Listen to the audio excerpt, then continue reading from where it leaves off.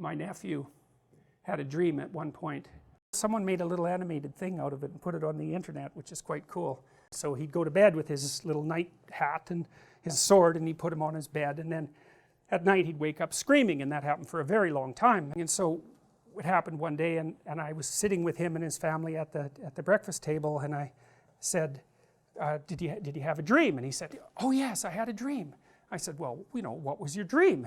And he said, well, I was out on this field, and I was surrounded by these dwarfs, and they came up to my knees, and they didn't have any arms, they had big feet, and they were covered with hair, and there was a cross shaved at the top of their head, and they were all greasy, and they had huge beaks, and everywhere I went they jumped at me with their beaks, and there was lots of them, and everybody was very quiet after he said this, because it was like, oh, that's why you're screaming at night. It's like, yeah, okay. And then he said, but at the background there was a dragon, and the dragon would blow out smoke and fire, and then it would turn into these dwarfs.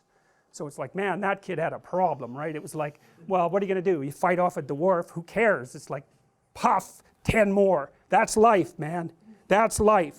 Really, that's the Hydra. You cut off one head, 7 more grow. That's life. Snakes everywhere.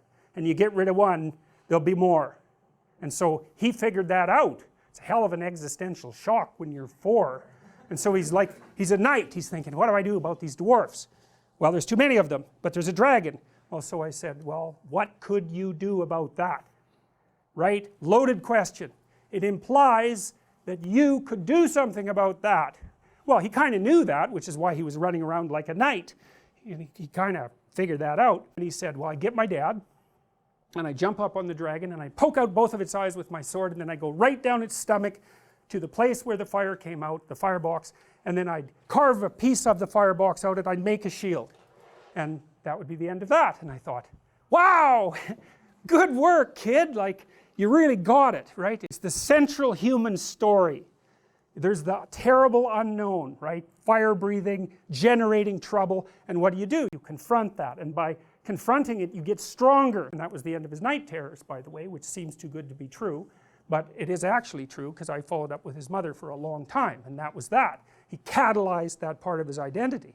He adopted the role of the mythological hero, and that's what he needed to do, because like there was a dragon and a bunch of dwarves.